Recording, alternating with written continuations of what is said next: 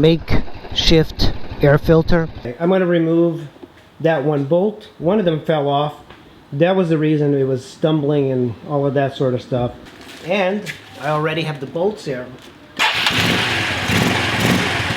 Yeah, that was it. And the oil should be coming out.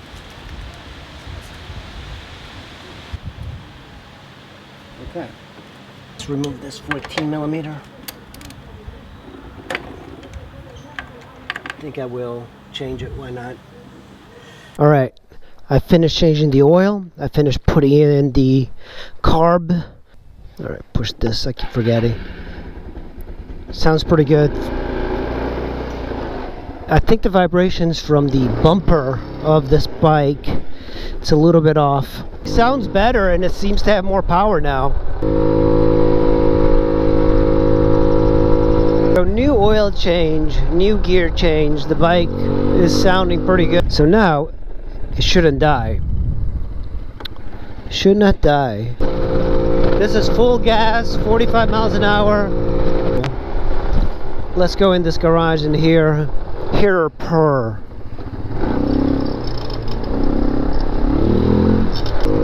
I can't believe this thing is riding. So using a flathead screwdriver, get these really weird looking bolts. They're made out of steel, 2 on each side, and I think the front should pop out. So, look at that. It actually pops out pretty far now. It's on some sort of hinge, and I believe there's 2 10 millimeters now. So I think this way, I think normally the previous owner kind of like bolted a bunch of screws with the deflectors on each side, and that was what was limiting. An extension and 10 millimeter, and it's like a metal bracket. There we go. So that is the front cowling, and what I just removed was this. This is filthy. And one of the things I like doing is cleaning everything up. When you're riding, it makes a lot of noise. It's been repaired here. There's a lot of broken plastic here because the owner kind of hit it.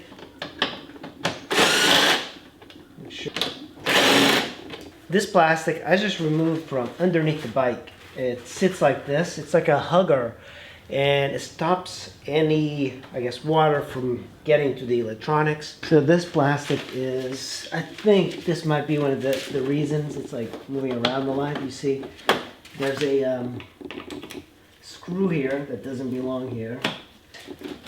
And here we go. Look at this. Look at this mess. This is quite a big project. You know, these scooters, they're so filled with plastic that everything seems to break. If you hit it, drop it, these things just are a maze. It's disgusting. It is super dirty. Even where the fuses are, it's just so crusty. And we're still going to be removing this and trying to clean this up. 2 10 millimeters, I believe, on each side here. So I believe it's this one. And there we go. So that's that crusty, disgusting front fender that's all broken up. So there is no shape to this. The previous owner actually put like screws here.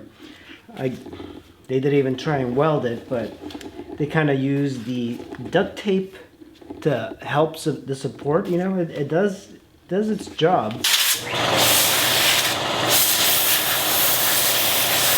The Loch Ness Monster is a male boring eel which was sterile, so it grew really big.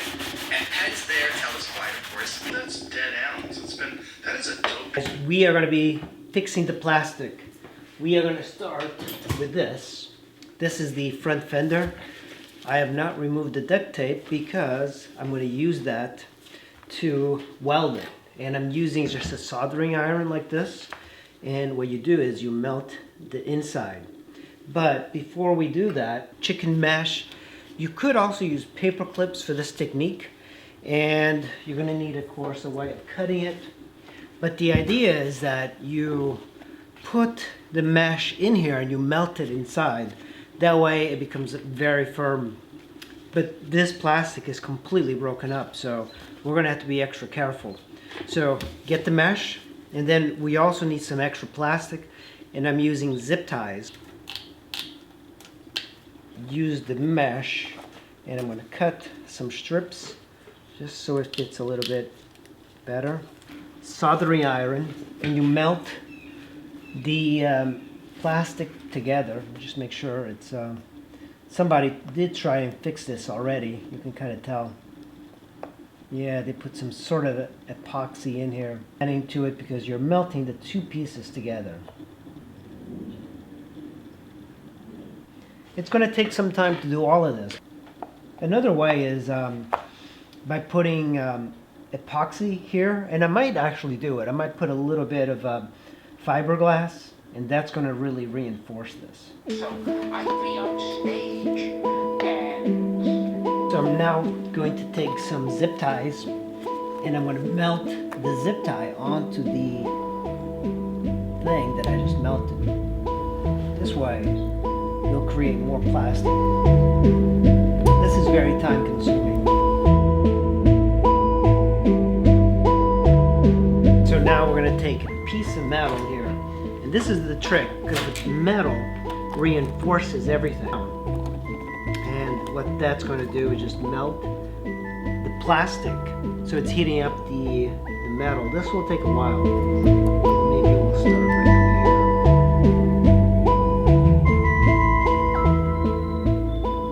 over here. See it kind of going into the plastic. It just takes a long time. So kind of do this a little bit at a time. You don't have to rush, but it's very important to get the metal in there. Before I was just melting plastic within plastic, and I was wondering why it kept cracking.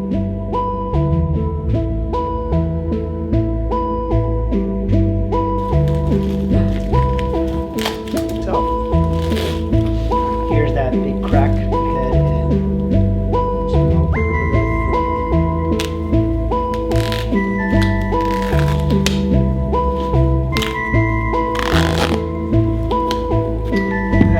how long it's taking to get to this point. It's not every day you see like these copper brass.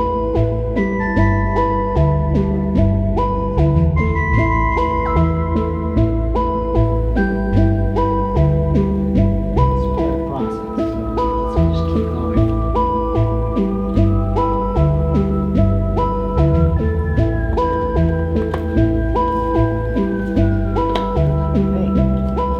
Hey, nice, it's holding these holes, so I want to be able to kind of like hide these because we're going to repaint this.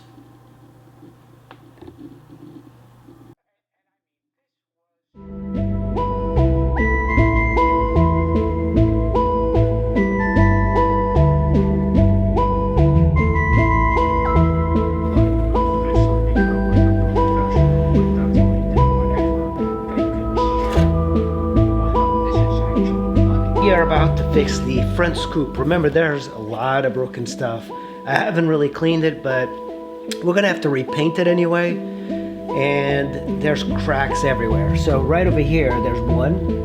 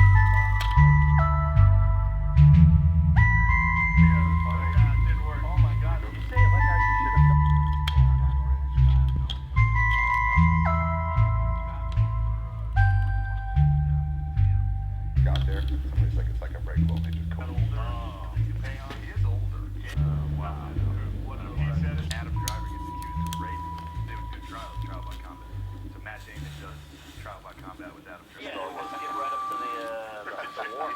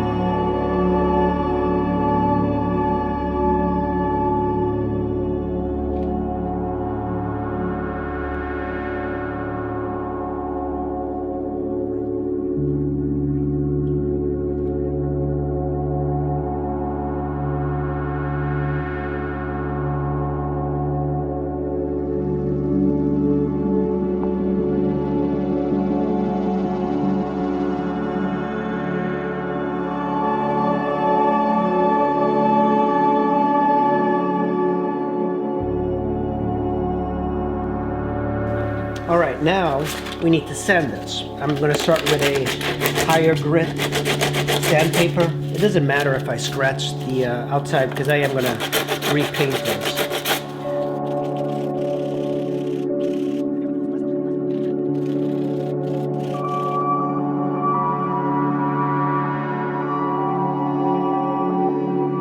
All of these slots here, they've been broken. So what I need to do is kind of cover them because there's going to be a screw going in.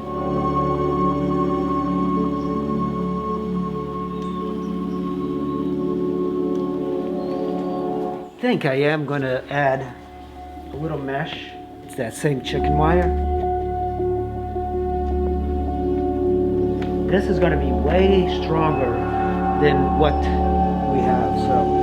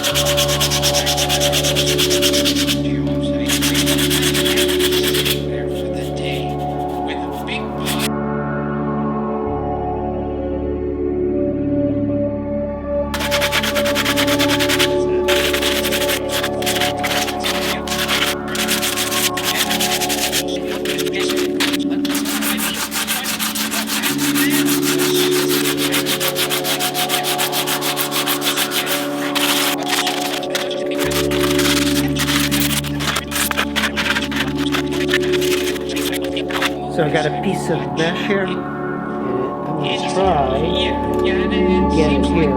So if I have the mesh here, down the side, and you'd always think, oh, this is going to be rude. Yeah, like in, how about the old cartoons? Oh. It was just said, very matter of fact, oh,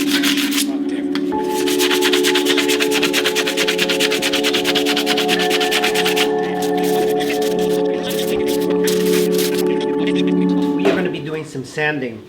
And I've really never painted plastic before, but what I have here is just 2 cans of silver paint. Hopefully they match the Honda Elite. And I think they're $6 each. I got them at Home Depot. It's silver metallic.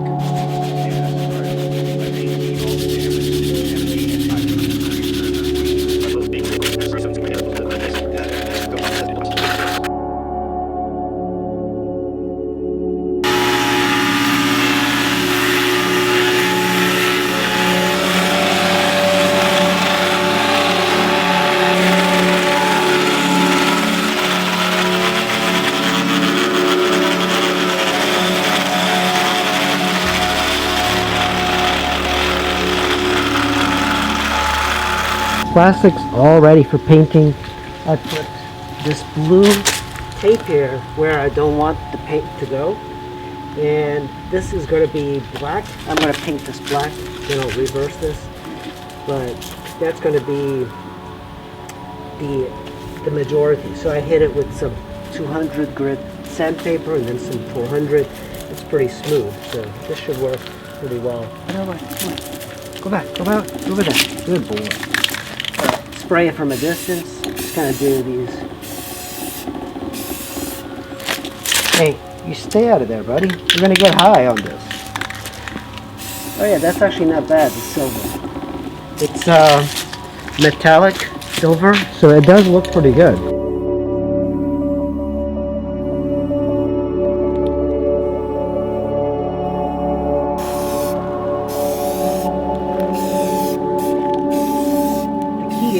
Spraying it from a distance and do like very light passes.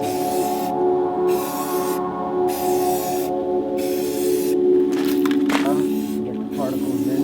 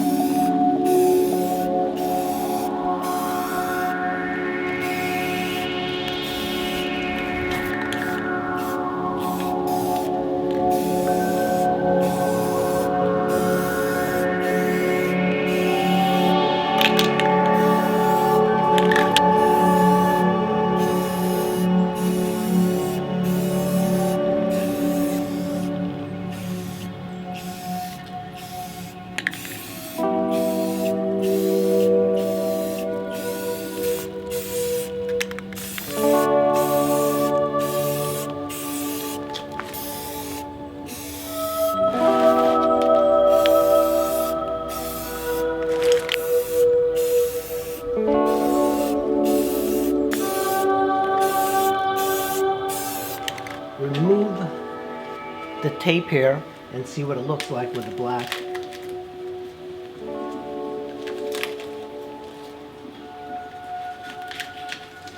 Looks pretty successful. I think that's solid. So it's not perfect. You can still see some of the imperfections here. I should have sanded it just a little bit more, but I'm actually fine with it.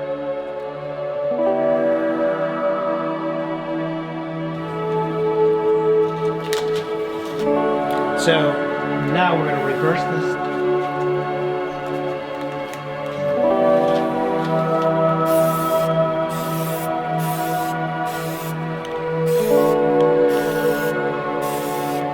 I'm going to let this dry, and then I'm going to put on another coat.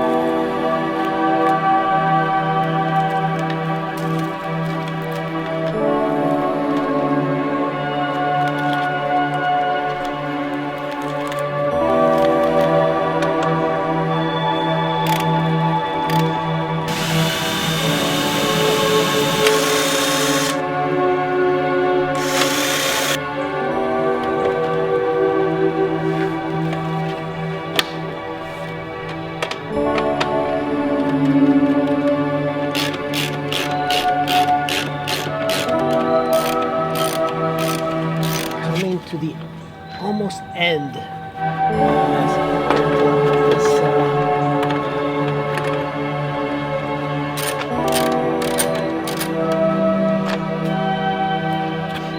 made just so you can work on the bike on the road. We are almost done. I think the paint turned out pretty well. I'm surprised.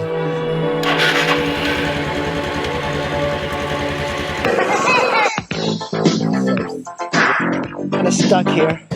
The cops won't bother me.